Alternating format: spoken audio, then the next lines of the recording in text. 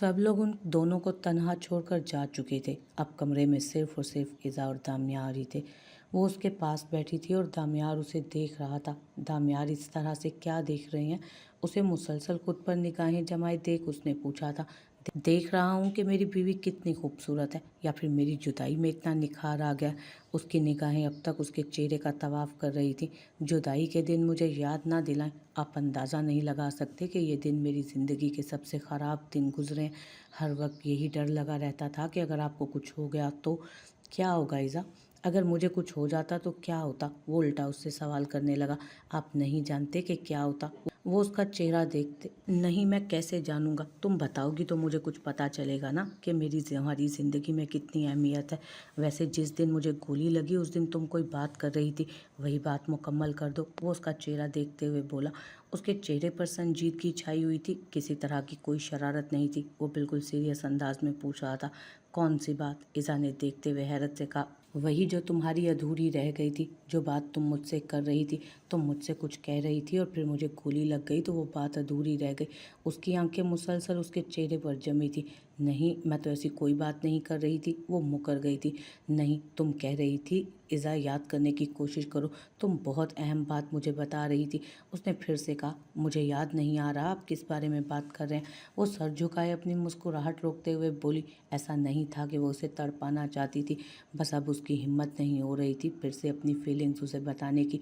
और वैसे भी ये ठरकी इंसान कब कहाँ किस मौके पर अपनी ठड़क झाड़ कर उसके होश ठिकाने लगा दे, उसे कहाँ पता चलता था। इसलिए अस्पताल में तो वो उसे कुछ भी बताने का रिस्क नहीं ले सकती थी। इज़ा, तुम मुझसे अपनी मोहब्बत का इजहार कर रही थी, तुम मुझे आई लव यू कह रही थी। वो उसे याद दिला रहा था जब इज़ा ने नफ़ी में सर हिलाया। नहीं, मैंने आई लव यू तो नहीं कहा था आपसे। वो मुकर गई जबकि वो गुस्से से उसे घूरने लगा। उस दिन तुमने मुझे आई लव यू कहा था। गोली लगी है, याददाश्त नहीं गई मेरी। वो गुस्से से बोला। वो अपनी मोहब्बत से इनकार कर रही थी, अपने बोले गए अल्फाज से मुकर रही थी और दामियार के गुस्से से हालत ख़राब होने लगी। दामियार, आप पता नहीं क्या कह रहे हैं, मैंने तो ऐसा कुछ भी नहीं कहा था। मैं बाहर जा रही हूँ, ज़बर भाई घर जाने वाले हैं, मुझे उनसे सॉरी करना है। आपकी वजह से मैंने उन्हें बहुत सताया, यहाँ तक कि बददुआएं तक दे डाली। कितनी बुरी बहन हूँ मैं, पता नहीं वो मुझे माफ़ भी करेंगे या नहीं। वो उदासी से बोली। तुम्हारी तरह जज्बाती और बेवकूफ़ नहीं है वो, माफ़ कर देगा तुम्हें। उसके रूहानी अंदाज पर वो फ़ौरन बोला था। हाँ, लेकिन मुझे माफ़ी तो फिर भी मांगनी पड़ेगी ना। मैं उन्हें सॉरी बोल कर आती हूँ, आप तब तक आराम करें, मैं अभी वापस आ जाऊँगी। वो उसे देखते हुए उसके करीब से उठी। हाँ, जाते जाते अपनी याददाश्त को भी पॉलिश करने की कोशिश करना। याद करना कि तुमने मुझे क्या कहा था, और वापस आकर तुम मुझे वही 3 मैजिकल वर्ड्स दोबारा कहोगी। वो फिर से बोला तो इज़ा ने एक नज़र उसे देखा था। मेरी याददाश्त बिल्कुल ठीक है, लेकिन शायद आपकी याददाश्त ज़रूरत से ज़्यादा काम कर रही है। मैंने ऐसा कुछ भी नहीं कहा था। उसकी आंखों में शरारत थी। समझ गया, तड़पाना चाहती हो मुझे, वो 3 लफ्ज़ दोबारा से सुनना चाहती हो, या उन 3 लफ्ज़ों के लिए मुझे सूली पर लटकाना चाहती हो। वो उसे जाते देख सवाल करने लगा जब इज़ा ने मुड़ कर देखा। दामियार शाह, मैंने आपसे कहा कि आप याद करें। मैंने वो 3 मैजिकल वर्ड्स नहीं कहे थे। मैंने कहा लेकिन कुछ और कहा था। तुमने मुझे आई लव यू कहा था इज़ा, और मुझे अच्छे से याद है। वो उसकी बात काट गया जब इज़ा ने बड़ी मासूमियत से नफ़ी में सर हिलाया। गलत है आप मिस्टर दामियार शाह, याद करने की कोशिश करें, और इस दफ़ा ज़रा ठीक से याद करने की कोशिश करें। गुस्सा एक तरफ रखकर, हो सकता है याद करने में आपको आसानी रहे। मैं जा रही हूँ ज़बर भैया के पास। वो अपनी बात मुकम्मल करती कमरे से निकल गई थी, जबकि दामियार सच में उस रात को याद करने लगा। उसे अच्छे से याद था कि इज़ा ने उसे आई लव यू कहा था। इज़ा ने पहले उससे फरमाइश की थी कि आज उसने सारा दिन उससे अपनी मोहब्बत का इजहार नहीं किया, तो दामियार ने उसे आई लव यू बोला, जिसके बदले में उसने आई लव यू टू कहा। दामियार के दिमाग में कुछ क्लिक हुआ था। उसने आई लव यू नहीं कहा था, उसने आई लव यू टू कहा था। हाँ, उसने उसकी मोहब्बत का जवाब दिया था, अपनी मोहब्बत का इजहार नहीं किया था। उसके लबों पर गहरी मुस्कुराहट आ गई। अब वो इज़ा की बात का मतलब समझा था। अगर ऐसी बात है तो यूं ही सही मिसेस दामियार शाह, तुम्हें मुझसे मोहब्बत हो गई है। मेरे लिए दुनिया का सबसे खूबसूरत एहसास तो ये है, बाकी इजहार मोहब्बत तो मैं तुमसे खुद ही करा लूँगा। वो मुस्कुराते हुए दरवाजे को देखने लगा जहाँ से वो बाहर गई थी। वो उसके लौट के आने के लिए बेकरार था। ज़बर, तुम घर चले जाओ ज़रान के साथ, इबादत भी मेरे ख्याल से घर पर ही है, तुम लोगों को आराम की ज़रूरत है। उसने मुखातिब ज़बर को किया जबकि निगाहें ज़रान पर थी। हाँ ज़बर, मेरे साथ घर चलो, तुम्हें भी आराम की ज़रूरत है। तुम नाइट ड्यूटी पर थे और कल सुबह मेरा भी एक बहुत अहम केस है। ज़रान ने उसे देखते हुए कहा था। वो बहुत थका हुआ लग रहा था। नहीं भाई, मैं नहीं जाऊँगा। आप ऐसा करें, शहीर को भेज दें। थोड़ी देर में कुछ ऑफिसर्स आएंगे पूछताछ के लिए, तो मेरा यहाँ होना ज़रूरी है। शहीर भी 2 दिन से यहीं है, काफ़ी थका हुआ है, और कल सुबह इसने अंकल का चेकअप भी तो करवाना है डॉक्टर से। खुद फ्रेश होगा तो चेकअप करवाएगा ना। उसने उसकी तवज्जो शहीर की तरफ दिलाई।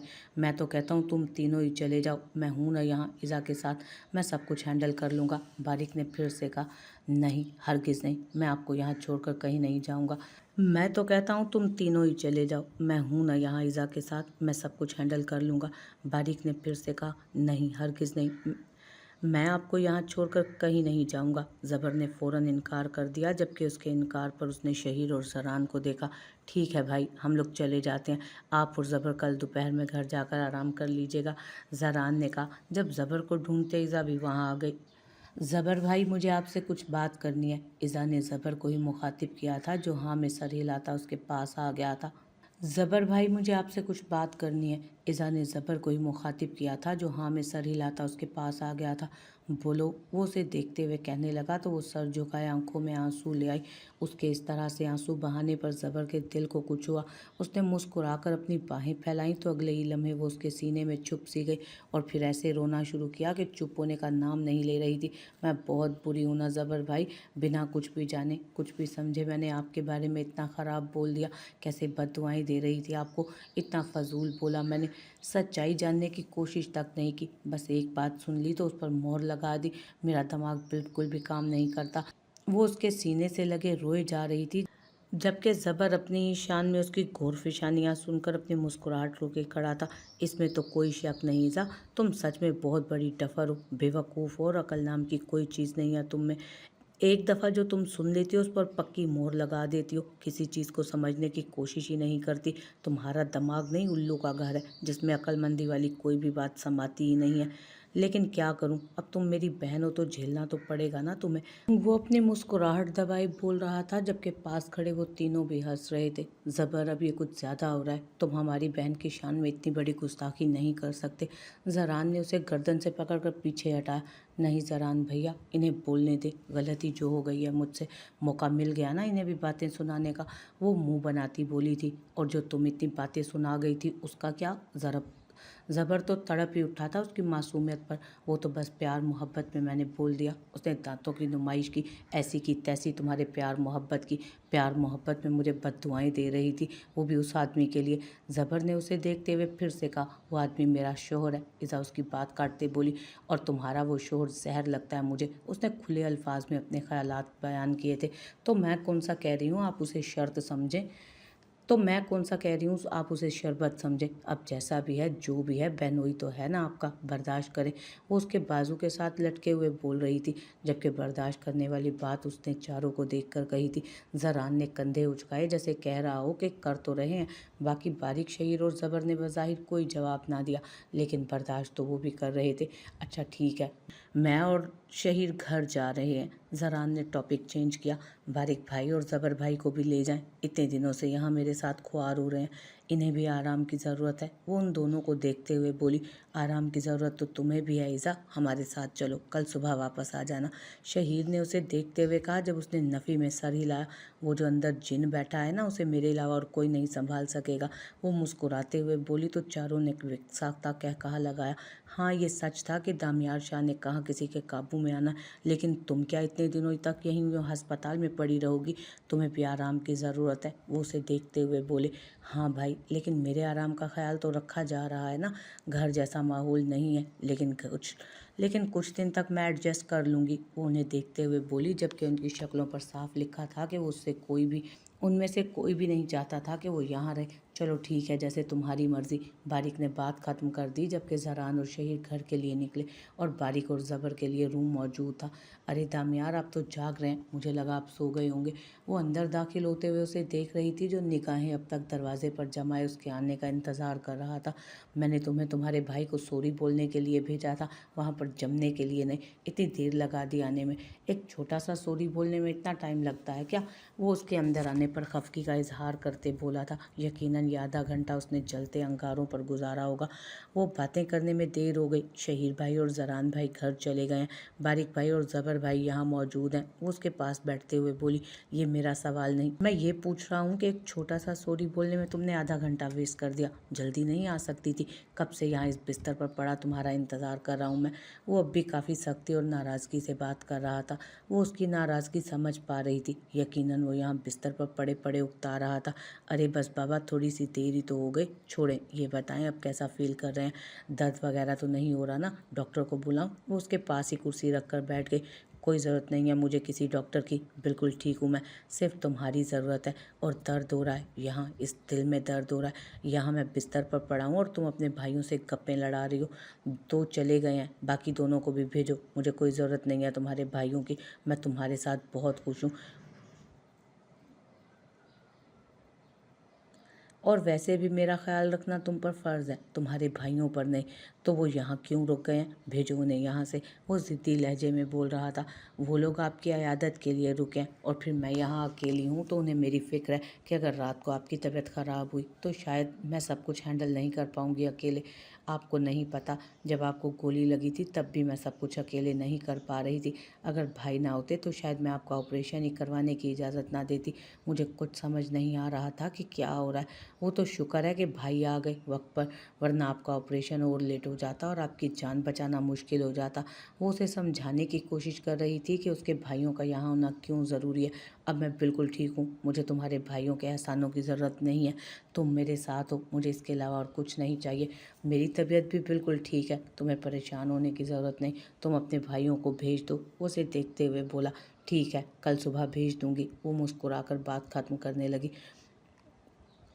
तुम मेरे नज़दीक आओ। वो उसका चेहरा देखते बोला तो उसे घूरने लगी। ये आदमी अजीब था, बिस्तर पर पड़ा था और फरमाइशी प्रोग्राम जारी थे। साथ साथ घूरने के लिए नहीं कहा, कुछ और करने को कहा। टांगे कब्र में लटक रही हैं और आपको रोमांस सूझ रहा है। उसे घूरते हुए बोली, रोमांस तो मुझे क़यामत तक सूझता रहेगा।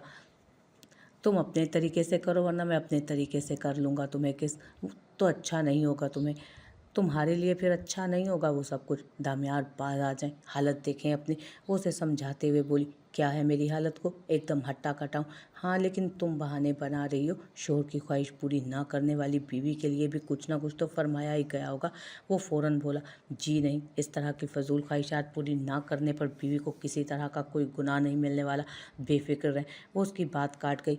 जब मैंने कहा मुझे चाहिए तो चाहिए। वो उसकी बात को अहमियत दिए बगैर बोला, आपको आराम की ज़रूरत है, आंखें बंद करें और सो जाएं। वो उसकी आंखों पर हाथ रखने ही लगी थी जब उसने उसका बाजू अचानक से खींचकर उसे खुद के करीब किया। तुम्हें क्यों समझ नहीं आते मेरे जज्बात? जब मैं कह रहा हूँ कि मुझे कुछ चाहिए तो मतलब साफ है कि मुझे चाहिए।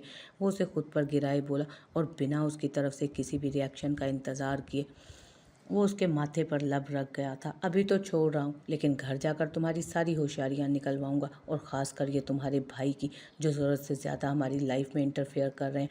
उन्हें तो साइड लगाऊंगा ना सबसे पहले। मेरी बीवी कहीं नहीं जाएगी। जब भी डॉक्टर उसे चेक करने के लिए अंदर आया, मेरी बीवी कहीं नहीं जाएगी। अगर तुम लोगों को चेकअप करना है तो उसकी मौजूदगी में करो। इससे पहले कि डॉक्टर कुछ भी बोलते उसने अपना हुक्मनामा सुनाया था।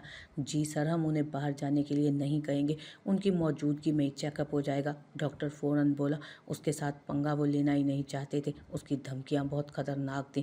कभी अस्पताल बंद करवा दूंगा और कभी तुम्हें ज़िंदा ज़मीन में गाड़ दूंगा। और वो दामियार शाह था, कुछ भी करवा सकता था।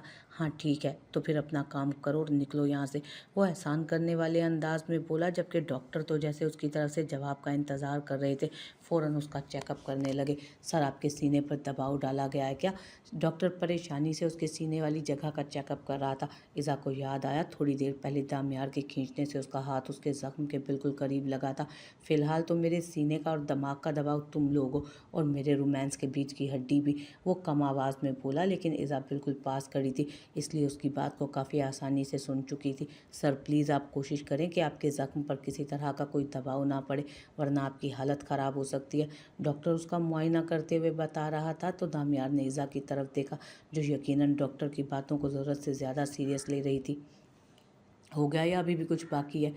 اس نے پھر سے سختی سے کہا تھا۔ جی سر، ہو گیا۔ ڈاکٹر ہڑبڑا کر پیچھے ہٹا۔